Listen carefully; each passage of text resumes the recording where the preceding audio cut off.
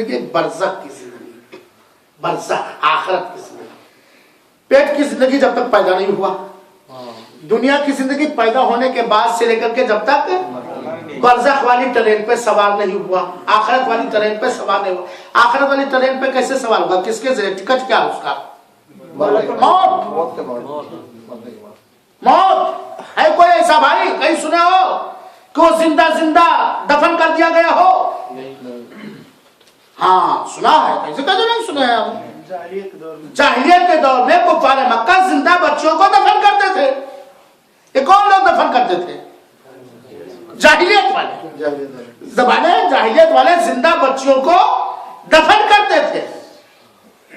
اللہ کے رسول اکرم صلی اللہ علیہ وسلم سے یا ان کے صحابہ کرام سے کسی زندہ کے دفن کرنے کا ثبوت نہیں ہوا. تو بات دوسری طرف جا رہی. تو یہ اللہ کے رسول کا گھر تھا. جب اللہ کے رسول کا انتقال ہوا تو صحابہ کرام نے باری باری آپ کا جنازہ پڑھا، نہلایا گیا اور پھر جو ہے وہاں پہ قبر کھود کے آپ کو دفن کیا گیا. آپ کی قبر بنی اور قبر برزخی زندگی والوں کی بنتی، مرنے کے بعد ہی بنتی.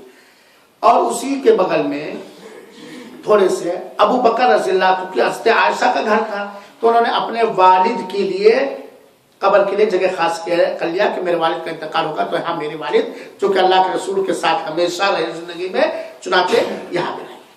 اور ایک جگہ 3 قبر کی جگہ تھی. ایک جگہ انہوں نے اپنے لیے رکھا اما عائشہ نے. تو حضرت عمر نے اجازت مانگی کہ عائشہ اگر آپ اجازت دیں تو مجھے یہاں دفن کیا جائے، یہ مرض الموت سے کچھ پہلے. تو حضرت عائشہ نے اجازت دی. تو یہ اللہ کے رسول کا گھر ہے جس میں قبر اس طریقے سے. یہ اللہ کے رسول کی قبر ہے اور پایتان ابو بکر کی قبر ہے اور ابو بکر کے پایتان عمر رضی اللہ عنہ کی قبر ہے. تو اب یہ فیصلہ کر لیا جائے کہ یہ قبر پہ جو قبہ بنا ہے یہ قبرستان تھا کہ اللہ کے رسول کا گھر تھا، جو مسجد سے بالکل الگ تھلگ تھا. اور 700 سال تک اللہ کے رسول کے قبر بننے کے بعد سے لے کر کے لگ بھگ 700 سال 600 سال تک، یا اگر کسر چھوڑ دیا جائے تو 7، کوئی قبہ نہیں تھا، کوئی اس پہ بلڈنگ نہیں تھی، کوئی اس پہ گنبد خضرا نہیں تھا. یہ جب مصری بادشاہ لوگ پیدا ہوئے تو ان لوگوں نے چونکہ شام میں، لیبیا میں، فلسطین وغیرہ میں، شام میں، لیبیا میں، فلسطین وغیرہ میں یہ جو کرسچن اور عیسائی ہوا کرتے تھے یہ اپنے پوپوں کی، اپنے بزرگوں کی قبر کو پکی بناتے تھے اور اس پر قبہ بناتے تھے اور اسے مختلف رنگوں سے رنگتے تھے. بس نہیں، اسی سے متاثر ہو کر کے مصری بادشاہ جب ہوئے سعودی عرب میں، ہے نا، تو ان لوگوں نے قبہ بنانا شروع کر دیا. چنانچہ نام یاد کر لیجئے گا، تاریخ پڑھنے والے اس کو پتہ لگا لیں گے اگر یہ بات سچ ہے کہ اللہ کے رسول نے نہ قبہ بنایا ہے کسی قبر پر اور نہ بنانے کا حکم دیا ہے، نہ خلفائے راشدین نے بنایا ہے، نہ تابعین نے بنایا ہے، نہ تبع تابعین نے بنایا ہے. اللہ کے رسول اکرم صلی اللہ علیہ وسلم نے فرمایا خیر القرون قرنی یا خیر الناس قرنی ثم الذین یلونہم ثم الذین یلونہم. اللہ کے رسول اکرم صلی اللہ علیہ وسلم نے اچھے ہونے کی گواہی دی ہے، اچھے ہونے کی شہادت و گواہی دی ہے ان لوگوں کے بارے میں جو آپ کے زمانے میں تھے. اللہ کے رسول نے فرمایا سب سے اچھے وہ لوگ ہیں جو میرے زمانے میں ہیں. اس سے مراد کون ہے؟ صحابہ کرام، جن کو سلف صالحین کہا جاتا ہے. ثم الذین یلونہم، پھر ان کے بعد اچھے کون لوگ ہیں؟ جو ان سے ملے ہوئے ہیں، ان کے بعد ہیں. اور صحابہ کے بعد دور کس کا آتا ہے؟ تابعین کا. صحابہ کا دور ختم ہوتا ہے 110 ہجری کے اندر. کس سن میں؟ 110. تو اس کے بعد تابعی ہے. ثم الذین یلونہم، پھر تابعی کے بعد دور آتا ہے، زمانہ آتا ہے تبع تابعین کا. تو ان تینوں کے خیر اور بھلائی پر ہونے کی گواہی دی ہے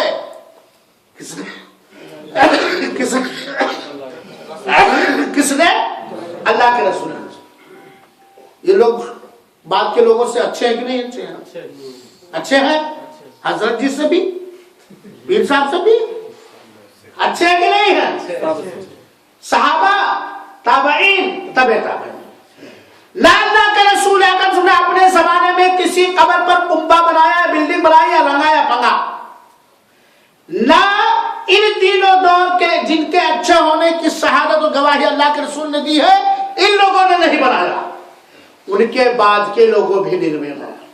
یہ سنت کیسے ہو سکتا ہے؟ یہ دین کیسے ہو سکتا ہے؟ سب سے پہلے سن، نوٹ کر لیجئے گا، نوٹ کرنا چاہیں، سن 678 ہجری میں. کس میں؟ کس میں؟ 678 ہجری میں. اور اللہ کے رسول کا انتقال کس سن میں ہوا ہے؟ سن 11 ہجری میں. سن 11 ہجری میں. سب سے پہلے سن 678 ہجری میں ایک مصری بادشاہ ہوا جو ملک المنصور کے نام سے مشہور تھا، اور اس کا نام تھا سلطان قلاؤن الصالحی. سلطان قلاؤن صالحی جو ملک المنصور کے نام سے مشہور تھا، اور یہ مصری بادشاہ تھا. سب سے پہلے اللہ کے رسول اکرم صلی اللہ علیہ وسلم کے قبر پر قبہ بنایا سن 678 ہجری میں.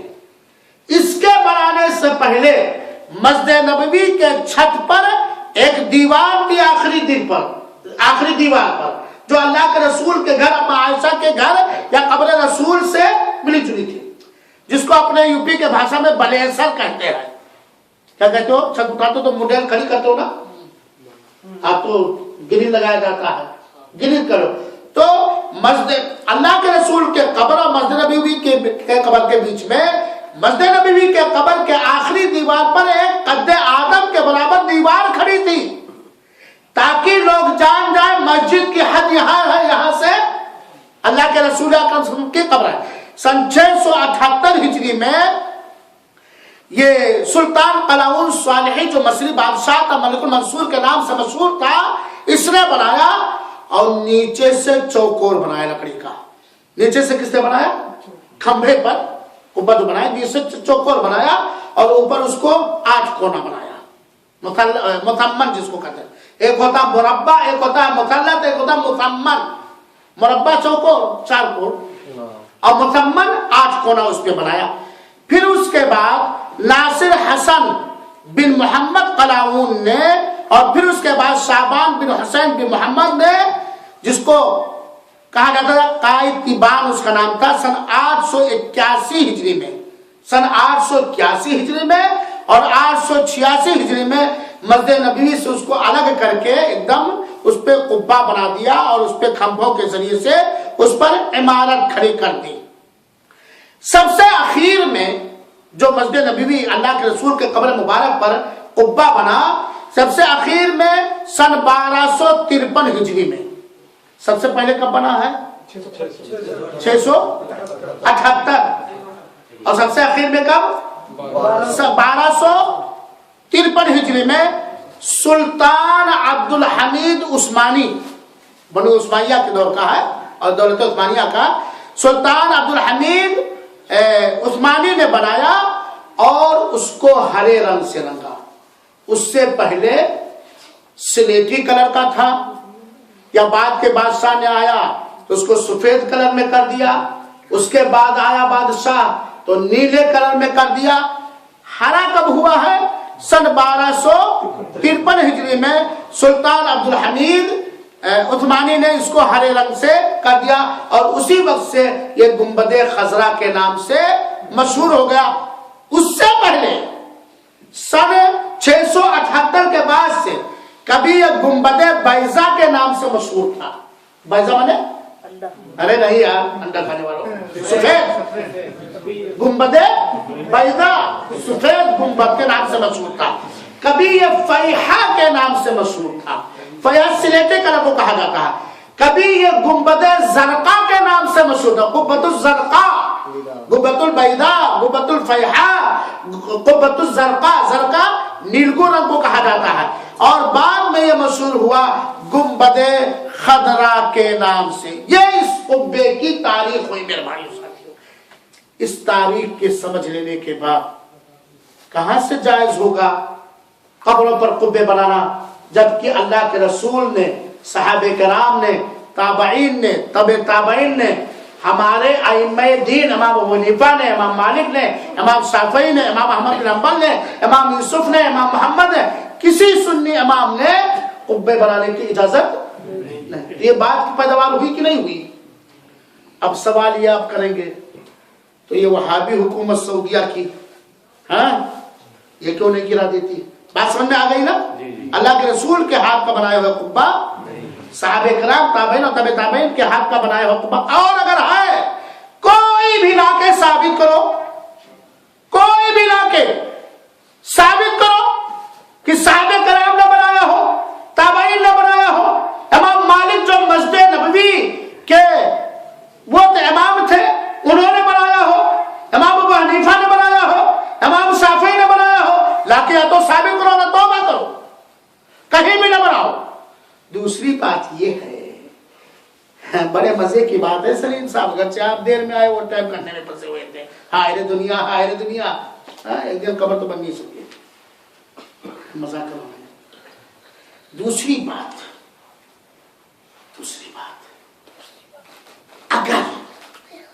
اگر بفرض محال مان بھی لیا جائے کہ نبی کے قبر پر گنبد بنانا جائز ہے، یہ خاص کس کے لیے ہوگا؟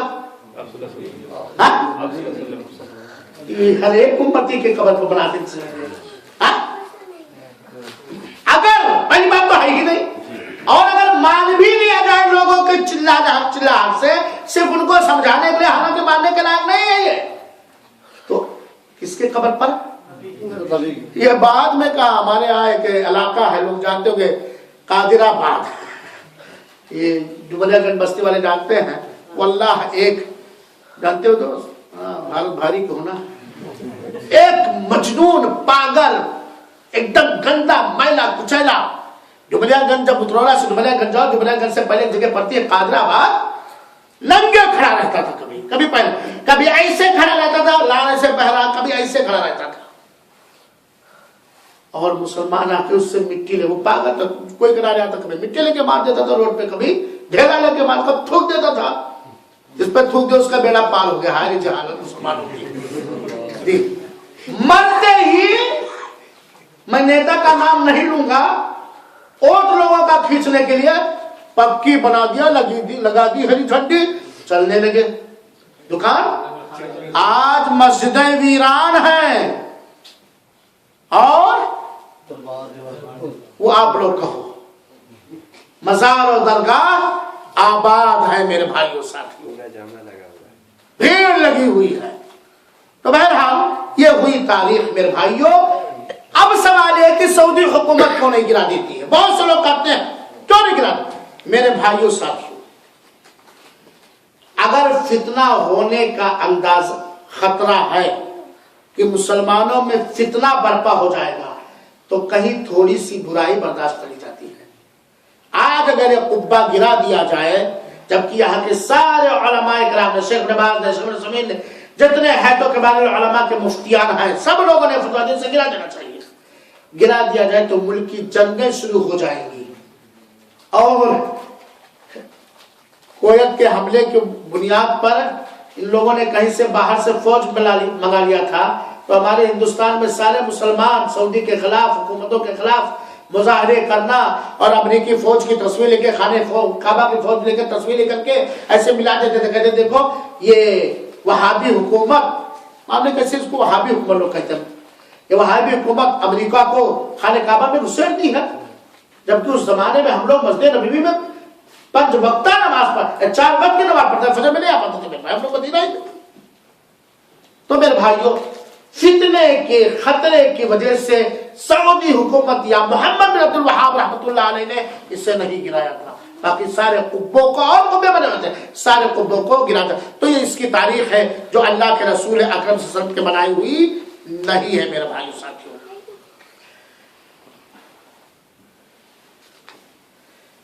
ہے وقت اسلم صاحب؟ ابھی تو ہے نا وقت، 10 منٹ میں بھی آدھا گھنٹہ، 2:30 تک پروگرام ہے نا۔ میرے بھائیوں اور ساتھیوں، ایسے بہت ساری باتیں تھیں لیکن چند اور باتیں لے لیا جائے کیا، جو بڑا اہم مسئلہ ہے، قبروں کی زیارت کے آداب یا قبر کے احکام و مسائل میں سے قبر کی زیارت کی جائے کہ نہ کی جائے، قبرستان کی زیارت کی جائے کہ نہ کی جائے۔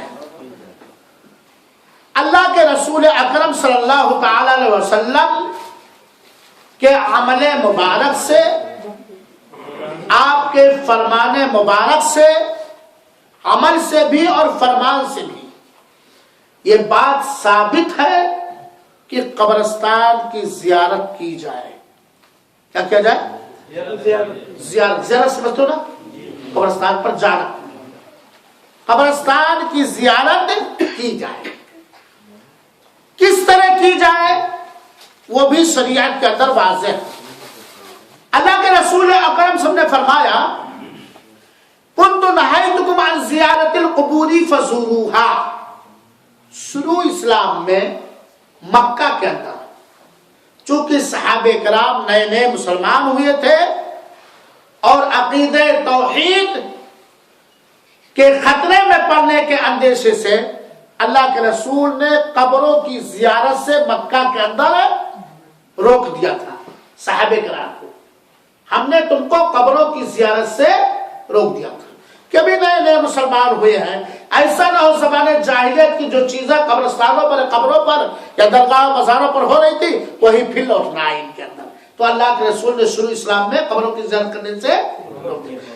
جب عقیدہ راسخ ہو گیا اور اللہ کے رسول مدینہ تشریف لے آئے تو اللہ کے رسول کا فزوروہا، اب قبرستان کی زیارت کیا کرو، اب قبرستان کی زیارت کیا کرو۔ اور یہ تو اللہ کے رسول کی اجازت ہوئی، پہلے منع کیا تھا پھر اجازت۔ دوسری بات آپ لوگ بارہا سنے ہوں گے کہ اللہ کے رسول اکرم صلی اللہ علیہ وسلم نے اجازت مانگی اللہ تعالی سے اپنی ماں کی بخشش کی دعا کے لیے، تو اللہ تعالیٰ نے اجازت نہیں دی، لیکن جب اجازت مانگی اپنے ماں کی قبر کی زیارت کی تو اللہ تعالیٰ نے اجازت دے دی۔ اس سے پختہ دلیل آپ جانتے ہیں کہ اللہ کے رسول بقیع الغرقد، بقیع اس کو جنت البقیع نہیں کہنا چاہے میرے بھائیوں، اس کا اصل نام کیا ہے؟ بقیع الغرقد، یہ مدینہ کے قبرستان اسی زمانے سے ہے۔ بقیع کی زیارت اللہ کے رسول اکرم صلی اللہ علیہ وسلم دن میں بھی کیے ہیں اور رات میں بھی کیا، دن میں بھی کیے ہیں اور رات میں۔ ایک دن ایسا ہوا اللہ کے رسول چپکے چپکے چادر وغیرہ ہٹا کر کے، حضرت عائشہ کی حواری تھی، چپکے چپکے چادر وغیرہ ہٹا کر کے بقیع قبرستان میں جانا چاہتے تھے بقیع والوں کے لیے دعائیں مغفرت کرنے کے لیے۔ حضرت عائشہ کو شک پیدا ہو کہ باری میری ہے، شاید یہ کسی اپنی دوسری بیوی کے پاس جا رہے ہیں۔ بیان کرتی ہے سے مسلم کی روایت، اللہ کا حضرت عائشہ بیان کرتی ہیں کہ میں دیکھ رہی تھی اللہ کے رسول کو، محسوس کر چادر آہستہ آہستہ سمیٹ رہے ہیں اور سمیٹ کر کے چپکے سے چادر کو رکھے اور چپکے سے نکل کے چلنے لگے۔ تو میں بھی پیچھے پیچھے چلی، میں بھی پیچھے پیچھے چلی یہ ٹوہ لگانے کے لیے کہ آج کہاں جا رہے ہیں۔ اگر اللہ کے رسول تیز چلتے تھے تو میں بھی تیز چلتی تھی، دوڑتے تھے تو میں بھی دوڑتی تھی، یہاں تک کہ اللہ کے رسول اکرم صلی اللہ علیہ وسلم گئے اور ہاتھ اٹھا کر کے بقیع والوں کے لیے دعا کیا۔ اللہ کے رسول جب واپس آنے لگے تو میں بھی تیز تیز تیز دوڑ دوڑ کر کے آئی اور بستر پہ میں لیٹ گئی۔ اللہ کے رسول آئے گئے، عائشہ نام تھا، تصغیر میں کہا عائش کیا بات ہے، تو تم اگر نہیں بتاؤ گی تو تمہارا رب مجھے بتا دے گا، تم نہیں بتاؤ گی تو تمہارا رب مجھے بتا دے گا کہ اللہ کے رسول ایسا ایسا میرے من میں آیا اس لیے میں نے ایسا ایسا۔ حضرت عائشہ کہتے ہیں اللہ کے رسول نے اتنا تیز کچوکا مارا کہ مجھے تکلیف پہنچ گئی۔ پھر اللہ کے رسول نے بتایا کہ میں بقیع والوں کے لیے بخشش کی دعا کرنے کے لیے۔ اس سے کیا ثابت ہوا؟ اللہ کے رسول نے بھی قبرستان کی زیارت کی ہے، اور یہ رات کا عالم تھا، یہ رات کا عالم تھا۔ سائے کا بھی ذکر ہے، حضرت عائشہ کہتی ہے میں سائے دیکھ کر کے حضرت اللہ کے رسول نے کہا بھی کہ ہاں میں محسوس کر رہا تھا کہ کوئی انسان کا سایہ آگے چل رہا ہے، میں محسوس کر رہا تھا۔ تو یہ رات کا، تو اللہ کے رسول نے زیارت کرنے کا حکم دیا ہے اور زیارت کیا بھی ہے قبرستان کی، لہذا قبرستان کی زیارت کرنی چاہیے۔ ہاں اگر کوئی کسی جگہ پر ایسی قبر ہے جہاں جس قبر پر اللہ کی عزت نیلام کی جاتی ہے، اللہ کی عزت کی چادر کو نوچا اور پھاڑا جاتا ہے، وہاں زیارت کرنے بھی نہیں جائیں گے۔ اور اللہ کی سب سے بڑی غیرت کیا ہے؟ کیا ہے؟ توحید۔ توحید۔ اللہ ایسی جگہ پر جہاں قبر ہے، جہاں اللہ کی توحید کو للکارا جا رہا ہے، اللہ تعالی کے ساتھ شرک کے رسم و رواج کیے جاتے ہیں، ایسی جگہ پر ہم نہیں جائیں گے۔ یا ایسی قبر پر جہاں رسول اکرم صلی اللہ علیہ وسلم کی سنت پر چپٹی اور پیوند لگا کر کے خرافات کیا جا رہا، وہاں ہم زیارت کرنے نہیں جائیں گے میرے بھائی۔ سوال یہ پیدا ہوتا ہے کہ قبرستان کی زیارت کی کس لیے جائے، کس لیے کی جائے، مقصد کیا ہے؟ دو بنیادی مقصد ہے۔ انہیں دو مقصدوں کے لیے کسی قبرستان یا کسی قبر کی زیارت کے لیے جایا جا سکتا، بس کوئی تیسرا نہیں ہے سلیم بھائی۔ دو مقصد ہے۔ پہلا مقصد تو یہ ہے، پہلا مقصد اور بنیادی مقصد خود فائدہ اٹھانا۔ کیا ہو؟ زیارت کرنے والا اس زیارت سے فائدہ اٹھائے۔ وہ کیا فائدہ؟ فَإِنَّهَا تُذَكِّرُكُم بِالْآخِرَةِ، کیونکہ قبرستان کی زیارت تمہیں آخرت یاد دلائے گی۔ اگر اس زیارت سے آخرت یاد آئے، نصیحت ملے کہ ہماری بھی ایک دن کہیں نہ کہیں قبر بنے گی، ہم بھی دنیا سے مٹیں گے، فنا ہوں گے، اور ہم بھی موت کے گھاٹ اتریں گے، اور ہم بھی مر جائیں گے، پھر ہمارا معاملہ ہمارے ساتھ معاملہ ہمارے عمل کے حساب سے۔ سب سے پہلا مقصد یہ ہے، کیونکہ اللہ کے رسول نے حدیث میں فَزُورُوهَا فَإِنَّهَا تُذَكِّرُكُم بِالْآخِرَةِ، قبرستان کی زیارت کرو، یہ تمہیں آخرت یاد دلائے گی۔ تو زیارت قبرستان کا مقصد کیا ہو اکبر بھائی؟ آخرت یاد دلانا، کہ جیسا ہم آج زندہ ہیں، جیسا ہم کریں گے ویسا ہوگا، چاہے جنت ملے گی چاہے جہنم ملے گی، اور قبر ہمارا ٹھکانہ اور آخری دنیا کا منزل بنے گا، آخرت کا پہلی منزل بنے گی۔ یہ مقصد ہو قبر کی زیارت کا۔ بات سمجھ میں آئی؟ ابھی جو درگاہ مزار پہ جاتے ہیں میرے بھائی، کیا لے کے جاتے ہیں؟ یہی مقصد؟ ہم نہیں جانتے کیا، میں تو نہ گیا ہوں نہ گیا ہوں، نہ جانے کی اجازت اللہ نے دی ہے، اور اسی لیے میں اس پہ زیادہ بولتا ہوں۔ اب آپ سمجھ جائیے کس لیے جاتا ہے۔ مردوں کی بھیڑ کم، عورتوں کی بھیڑ زیادہ ہے۔ ابھی رات کے خبر میں تھا نہیں کہ کہیں کے چرچ میں عیسائیوں کے کلیسا وغیرہ میں کوتھالی کیا بولتے ہیں، کوسلک، ان کے ہاتھ چھوٹے چھوٹے بچوں کے ساتھ بدتمیزیاں کی جاتی ہیں۔ تو ہاں مردوں کی بھیڑ کم، عورتوں کی بھیڑ درگاہوں مزاروں پر۔ بمبئی کے کتنے لوگ ہو بھائی؟ حاجی علی گئے ہو کوئی؟ کیا ہوا ہو رہا وہاں؟ بس رہنے دو اتنے تک۔ دوسرا مقصد کیا ہے قبرستان کی زیارت؟ میت کے اوپر احسان کرنا۔ میت کے اوپر کیا کرنا؟ احسان کرنا۔ میت کے اوپر احسان کیا؟ میت کے ساتھ حسن سلوک کرنا، میت کے ساتھ اچھا برتاؤ کرنا، یہ دوسرا مقصد ہے۔ میت کے ساتھ دوسرا برتاؤ کیا ہے؟ میت کے ساتھ دوسرا برتاؤ کیا ہے؟ اس کی دلیل لیجئے۔ حضرت عائشہ رضی اللہ کے رسول اکرم صلی اللہ علیہ وسلم نے فرمایا ہے، حضرت عائشہ ہی کی حدیث ہے، چند الفاظ کے اختلاف کے ساتھ، کہ انہوں نے پوچھا کہ اللہ کے رسول اگر میں قبرستان پہ جاؤں تو کیا پڑھوں؟ تو اللہ کے رسول نے کہا السلام علیکم اہل الدیار من المؤمنین والمسلمین وإنا انشاء اللہ بکم لاحقون نسأل اللہ یا اسأل اللہ لنا ولکم العافیہ۔ میت کے اوپر احسان کرنا، اس کے ساتھ اچھا برتاؤ کرنا، کیا مطلب؟ اس کے لیے سلامتی کی دعا کرنا۔ کس کے لیے؟ اللہ تعالیٰ سے میت کی سلامتی کی دعا کرنا، مغفرت کی دعا کرنا۔ اپنے لیے وہاں جا کے نہیں دعا کرنا، اپنے لیے بس اتنا کہ اللہ تمہیں بھی عافیت دے، ہمیں بھی۔ ساری دعائیں میت کے لیے کرنا، اس کی مغفرت کی، اس کی بخشش کی، ہاں اس کو قبر کے عذاب سے۔ یہ دو مقصد ہے بس۔ اور زیارت کا دو مقصد یہی ہے، ایک تو خود فائدہ اٹھانا، آخرت جا کر کے موت آتی ہے، دوسرا کیا؟ میت کے اوپر احسان کرنا، اس کے لیے مغفرت اور سلامتی اور بخشش کی دعا کرنے سے، دعا کر کے، اس کے علاوہ کوئی تیسرا مقصد نہیں ہے میرے بھائیوں۔ لیکن اگر کوئی شخص میت سے کچھ مانگنے کے لیے گیا تو جائز ہوگا؟ میت کے لیے سلامتی کی بھیک مانگنا کس سے؟ اللہ۔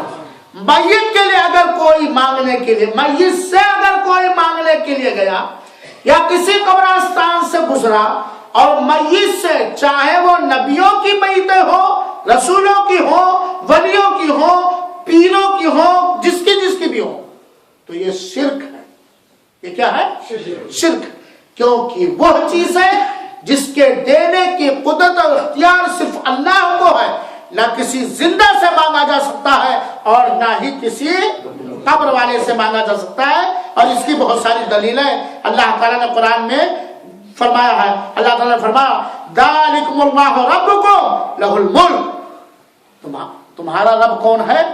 اللہ، اسی کے لیے ہر طرح کی بادشاہت ہے۔ والذین تدعون من دونہ ما یملکون من قطمیر، اللہ کے علاوہ جن سے تم مانگتے ہو، چاہے بجرنگ بلی سے مانگو، چاہے رام جی سے مانگو، چاہے گنیش جی سے مانگو، چاہے سیتا سے مانگو، یا اسی جیسے کسی بھی مخلوق سے مانگو، مانگا جائے گا کس سے؟ خالق سے۔ مانگا جائے گا کس سے؟ خالق، جسے پیدا کیا۔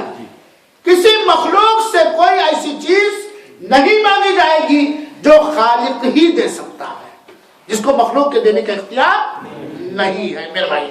اللہ تعالیٰ فرمایا کہ اللہ تعالیٰ کے علاوہ جن کو تم پکارتے ہو، ما یملکون من قطمیر، یہ کھجور کے گٹھلی کے اوپر جو سفید سی جھلی ہوتی ہے، اس کی بھی مالک نہیں ہے۔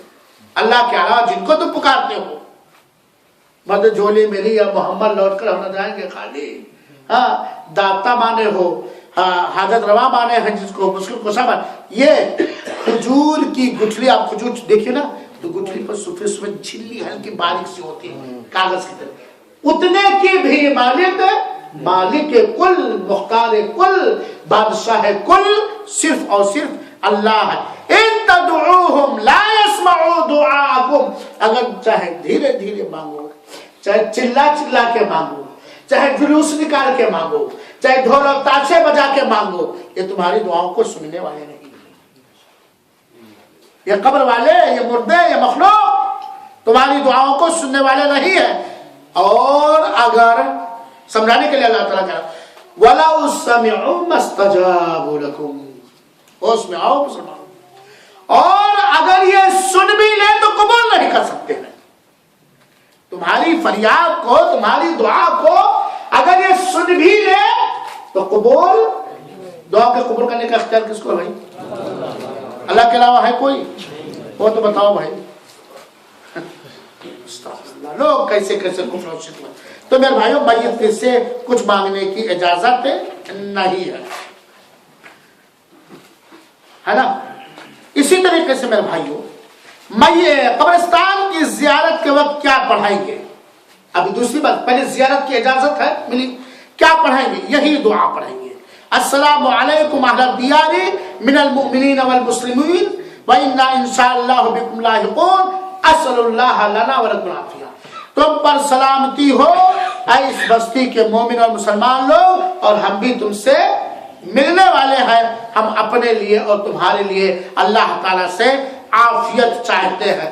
گویا ان کے اوپر سلام کرنا، سلامتی کی دعا کرنا، ان کے لیے اللہ تعالیٰ سے عافیت وغیرہ مانگنا۔ ایک بات تو یہ، اس تعلق سے تیسری بات اور جان لیجئے، کیا کسی قبرستان یا قبر کی زیارت کے لیے ہم سفر کر سکتے ہیں؟ قبر کی زیارت کرنا جائز؟ قبر میں جا کے کیا پڑھیں گے یہ بھی بتا دیا گیا۔ اما عائشہ رضی اللہ تعالی عنہا نے پوچھا، باقاعدہ سوال کیا، اور یہ صحیح مسلم کی روایت ہے۔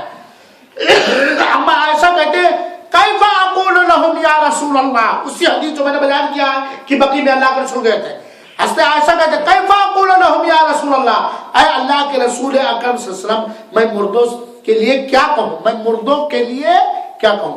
اللہ کے رسول نے کہا قولی، کہو. کیا سکھا؟ اللہ کے رسول سے عائشہ کیا پوچھ رہی ہے کہ میں مردوں کے لیے کیا کہوں اللہ تعالیٰ سے، کیا کہوں؟ اللہ کے رسول نے پوری بات یہی کہو.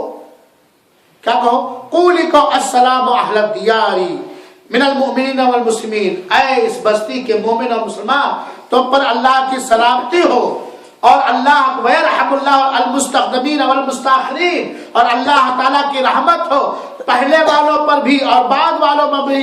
وَإِنَّا إِن شَاءَ اللَّهُ بِكُمْ لَاحِقُونَ، اور ہم یقیناً اللہ اگر اللہ نے چاہا تو تم سے ملنے والے ہیں. کیا مانگ کیا سکھایا اللہ کے رسول نے؟ کیا سکھایا؟ کیا کہو؟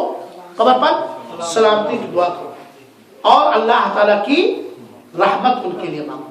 اس کے علاوہ کچھ نہیں سکھایا اللہ کے رسول اکرم صلی اللہ علیہ وسلم، کچھ نہیں سکھایا نا. اسی حدیث سے بات بھی معلوم ہو گئی کہ قبرستان پہ جا کے سورہ فاتحہ نہیں پڑھا جائے گا، کیونکہ اللہ کے رسول کہہ نہیں سکتے تھے عائشہ جانا اعوذ باللہ من الشیطان الرجیم بسم اللہ الرحمن الرحیم سورہ فاتحہ پڑھ لینا. اللہ کے رسول نے سب نہیں سکھایا. قبر کی زیارت کے لیے سفر کرنا جائز نہیں ہے. دلیل کیا ہے؟ اللہ کے رسول نے فرمایا لا تشد الرحال یا لا تشد الرحال، سفر نہیں کیا جا سکتا سوائے 3 مسجدوں کے لیے، ایک خانہ کعبہ، ایک مسجد نبوی، ایک بیت المقدس. ان 3 مسجدوں کی زیارت کی نیت سے سفر کرنا جائز ہے. کسی چوتھی مسجد کی زیارت کے لیے سفر کرنا جائز نہیں، تو قبر کی زیارت کے لیے سفر کرنا کیسے جائز ہو جائے گا؟ چلو پٹنگ، چلو یو پی سے حاجی علی فلانے دھما، ہے نا، سفر کرنا جائز نہیں میرے بھائی. اللہ کے رسول نے منع کیا. ہاں آپ اگر گئے کسی شہر میں وہاں قبرستان ہے یا قبر ہے اور اس قبر پر شرک و خرافات کی کوئی چیز نہیں ہے تو آپ جائیے وہاں. جیسے مثال کے طور پر آپ یہاں سے مدینہ منورہ تشریف لے گئے، نیت کیا ہے؟ مسجد نبوی میں نفل یا فرض پڑھنا. آپ وہاں جب پہنچے تو اللہ کے رسول کی قبر کی بھی زیارت کیجئے، بقی کی بھی زیارت کیجئے، شہدائے احد کی، لیکن یہیں سے شہدائے احد کی یا بقی والوں کی زیارت کی نیت سے سفر کرنا یا اللہ کے رسول اکرم صلی اللہ علیہ وسلم نے منع فرمایا. قبر پر دعا پڑھتے وقت ہاتھ اٹھانا بھی جائز ہے، ہاتھ اٹھا کر کے جائز ہے. شرط یہ ہے کہ قبر کو سامنے نہ کیا جائے، قبلہ کو سامنے کیا جائے. قبلہ کو اللہ ہے کہ آپ کے اور قبلہ کے بیچ قبر ہی ہو تو وہاں ہے، تاکہ دعا کرتے وقت ادھر آپ اٹھانا چاہیے. بہتر کیا ہے؟ قبر والے سے باندھنے کا شائبہ نہ ہو میرے بھائیو ساتھیوں. قبر پر جوتے پہن کر کے چلنا حرام اور ناجائز ہے قبر پر، لیکن قبر کے بیچ میں جوتے پہن کر کے چلنے میں کوئی حرج نہیں ہے اگر اس کی ضرورت ہے تب، ورنہ نہیں. اسی طریقے سے قبر پر بیٹھنے سے منع ہے. قبر پر بیٹھنا اور روندنا یہ منع ہے، چاہے جس مقصد کے لیے بیٹھا جائے. ہاں یہ میت کو دفن کر رہے تھے اور مٹی برابر کرنے کے لیے بیٹھے، یہ بات نہیں، اس کے یہاں نہیں. اللہ کے رسول کی ایک حدیث حضرت ابو ہریرہ رضی اللہ عنہ کہتے ہیں، اور یہ صحیح مسلم کی روایت ہے کہ رسول اللہ صلی اللہ علیہ وسلم لا يجلس احدكم على جمرة فتحرق ثيابه حتى تخلص الى الجلد خير له من ان يجلس على قبر. کسی آدمی کا آگ کے انگار پر بیٹھنا کہ وہ انگار کپڑے کے ساتھ ساتھ اس کے چمڑے کو جلا دے، ایسا کرنا اس کے لیے بہتر ہے اس چیز سے کہ وہ قبر پر بیٹھے. بس سنا ہے کہ نہیں؟ قبر پر بیٹھنے سے اچھا ہے کہ آدمی جائے آگ کے انگارے پر بیٹھے اور انگارہ کپڑے کے ساتھ اس کے چمڑے کو بھی جلا دے، لیکن قبر پر نہ بیٹھے. کہاں گئے مجاوری؟ کہاں گئے مجاوری؟ مجاوری لوگ ہیں نہیں، کہتے ہیں فلاں مجاور، پھر ان کے بعد یہ مجاور ہوں گے، پھر ان کے بعد یہ مجاور ہوں گے. منایا آ گیا کہ نہیں آ گیا میرے بھائی ساتھیوں؟ صحیح مسلم کی روایت ہے. اور اتنی سخت مثال اللہ کے رسول نے دی ہے کہ اگر بیٹھنے کے لیے کوئی جگہ نہیں سوائے 2 رکھو گے، ایک قبرستان اور ایک آگ کا انگارہ، تو جب یہ آگ کے انگارے پہ بیٹھا ذرا چوتا اور جسم جل جائے وہ ٹھیک ہے، لیکن قبر پر کہاں گئی مجاوری میرے بھائیو ساتھیوں؟ اسی طریقے سے میرے بھائیو ساتھیوں قبر کی زیارت کے لیے کوئی وقت خاص نہیں ہے اور نہ ہی قبر کی زیارت کے لیے کوئی دن خاص کرنا جائز ہے. نہ ہی قبر کی زیارت کے لیے کوئی وقت خاص ہے، جب آپ کو موقع ملا آپ چلے گئے، اور نہ ہی قبر کی زیارت کے لیے کوئی دن خاص کرنا جائز ہے، یہ جائز نہیں۔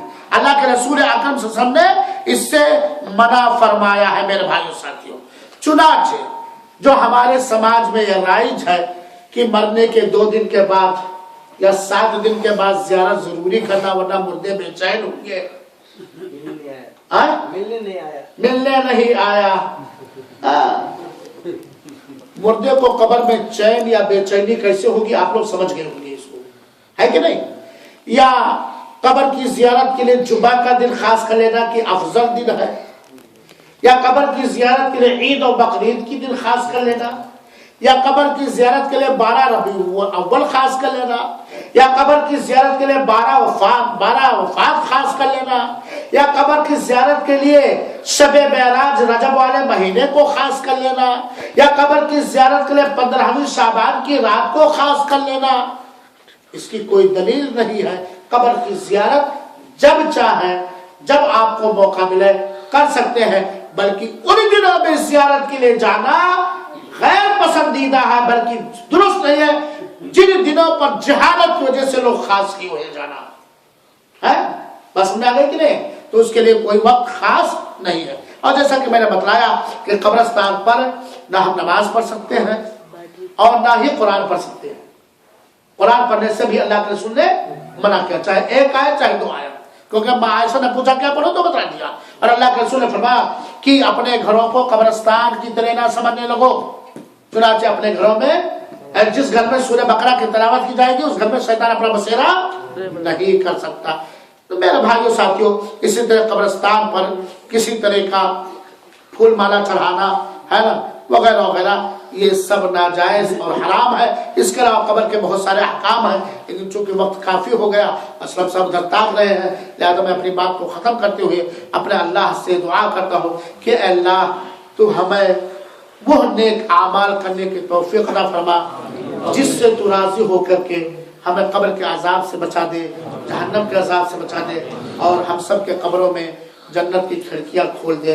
العالمین جو ہمارے مومن مسلمان وفات پا چکے ہیں انہیں بخش دے، ان پر رحم فرما، ان پر سلامتی نازل فرما، اور ان کے اہل و عیال کو نیک بنا دے، آمین یا رب العالمین۔